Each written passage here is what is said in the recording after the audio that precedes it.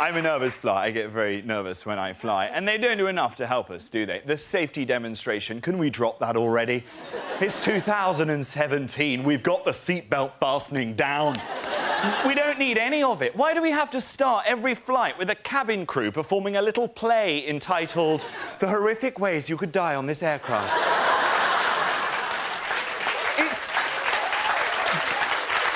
It's because we have this routine on planes, and we're used to the routine, so no one questions the routine. Well, I'm the guy who questions the routine. I was on a plane the other day. I was doing something we have all done loads of times before on the plane, lifting up the blind for takeoff and landing. For the first time ever, I decided I would ask the stewardess why I had to lift up the blind for takeoff and landing. It is a question that I regret asking. Because this is the genuine reason. I said, madam, out of interest, why do I have to lift up the blind for takeoff and landing? She looked at me. Do you know what she said? She went, well, sir, if something were to go wrong with the engine, then you are the pilot's eyes. I beg your pardon? I'm not ready for that level of responsibility. And no one told me that when I purchased the ticket. I was very much led to believe I was travelling in the capacity of passenger, not bloody co-pilot. Also, I think you may have picked the wrong guy. Let's look at the evidence here. I've had a sleeping pill, 2 glasses of red wine, and I just cried whilst watching Inside Out. I'm not your man. And how does this scenario play out in your head as we're nose-diving towards the ground and I look out of the window and see smoke billowing from the engine? I'm meant to, what, just amble up to the cockpit, pop my head through the door. Awfully sorry, gents, your eyes in the back here. I don't know whether you're aware of this, but one of the wings has fallen off. You might want to buckle up. I will send someone through to show you how it's done. Thank you. A friend of mine took a photograph of me recently, passed out in public. This is the look we're going for. Oh, yeah. Hello, ladies. Such an embarrassing photo for me to have to show you. Please don't tell anyone that I was on a bus. So bad, this situation. So bad, right, that someone complained about me once on a plane. I know. I was like, it is a medical condition, okay? But looking back on it now, I can kind of see it from my fellow passenger's perspective. Because he did not know that I slept with my eyes open. Also, not the only trick that my body plays on me when I fall asleep. Yeah, a couple of you are ahead of me here. I imagine for my fellow passenger, it was quite unnerving that for the duration of a 3-hour flight, every time he turned to his left, the passenger in the seat next to him appeared to be slumped there, gazing into his eyes, drool tumbling from my bottom lip, nursing a semi. Oh.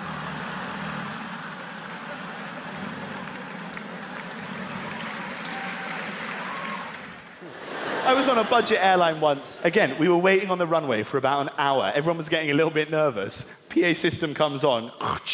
Hello, ladies and gentlemen. We are experiencing a few technical difficulties. In a few moments, the cabin will go quiet as we kill the engine before we then reboot it again, and we should be off in a couple of moments. Sorry, come again? We're on a little metal bird that is about to be propelled through the air at hundreds of kilometers per hour, and the way you plan on fixing the current problem is by switching it off and switching it back on again. It's a plane, not a bloody PlayStation. Make some up. What's next? The air hostess on the runway blowing on it to see whether that works. I didn't want any responsibility on a plane. Like the emergency exit row seat, that one with the legroom. Does anyone take that when they fly? Oh, you're braver than me.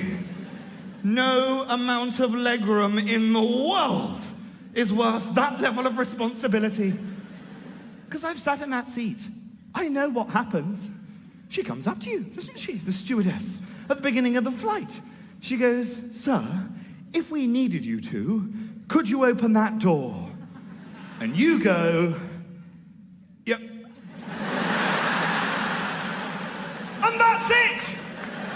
There is no training or psychological assessment.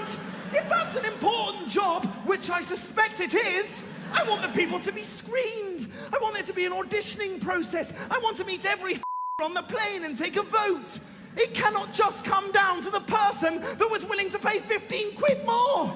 Could you ever see the person in that seat and think, really? I was walking onto the plane the other day. The guy in the exit row seat had spilt a milkshake all down his front. I stopped dead in my tracks. I was like, is this a wind-up? This is the guy. When the hits the fan at 30,000 feet, our lives are in the hands of milkshake Mike over here. He's going to open that door. The guy can't even open a bloody Nesquik. I love spotting these unhappy couples. I saw an unhappy couple the other day. I was on a plane. This husband and wife walked on. The husband, he sits down. He instantly falls asleep, starts snoring out loud. And the wife is looking over at him and loathing him with every fibre of her being. At one point, he did that thing where it looked like he was choking a bit in his sleep. He was like... I accidentally caught her eye. She gave me a look as if to say, shh. If he goes, he goes. He's got his tray table down. She's written, do not resuscitate. Whole flight, he snores out loud. By the time it gets to the landing, even the screaming baby was like, this guy's an asshole. But because his seat was ever so slightly inclined, the air hostess had to come over and put it into the upright position for landing, or else, as we all know, the plane would have burst into a ball of flames.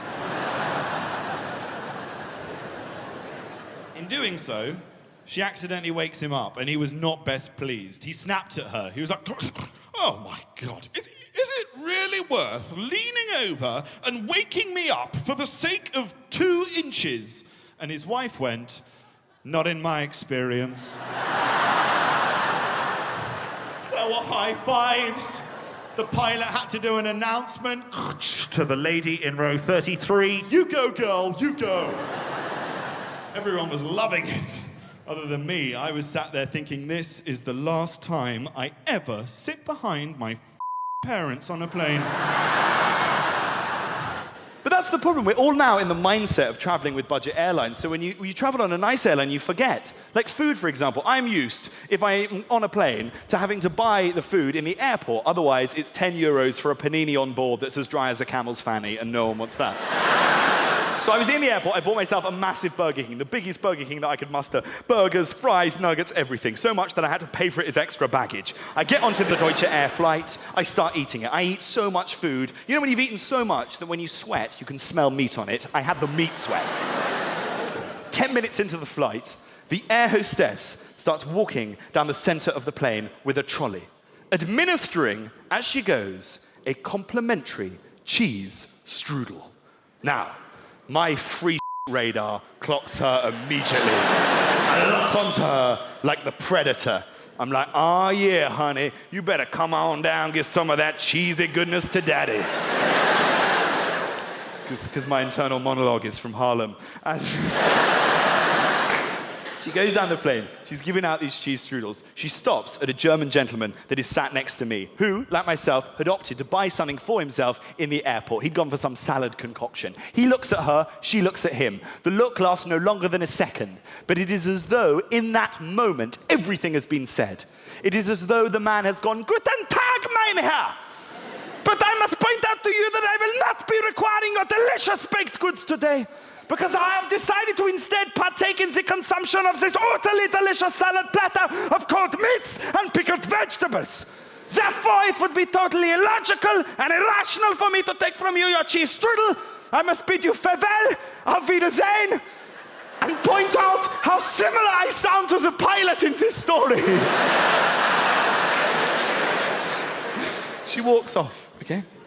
She then arrives at my place. She looks at me. She looks at my sweaty, meaty face.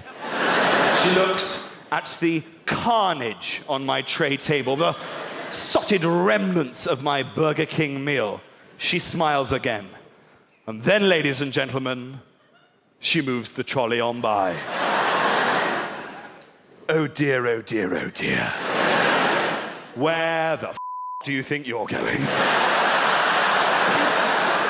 panicking, all right? I'm looking around my place. I look above me to see if there's a sign. I'm like, I was not aware that I was sat in the no strudel zone.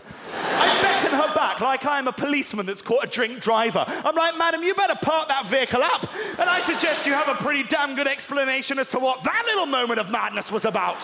Where the hell is my cheese strudel? She looks at me, smiling. She's still smiling, like this is some big bloody joke to her. And do you know what she says, ladies and gentlemen? She goes, but sir is eating the burger. I'm like, yes, I know, sir, he's eating the burger. Sir bought the burger from the airport so that sir could eat the burger on the bloody plane. But what you are forgetting to remember about sir is that sir is also a British citizen. And therefore, even if sir had just eaten the nicest meal of his entire life and was so full that the consumption of any more solid matter would cause sir to explode across the cabin, if sir is offered something that is free, sir will take said free item, even if by eating it, it will make sir feel physically ill. So would you kindly stop making assumptions about my dietary requirements? Pop that pretty little hand of yours into that trolley and strudel me up.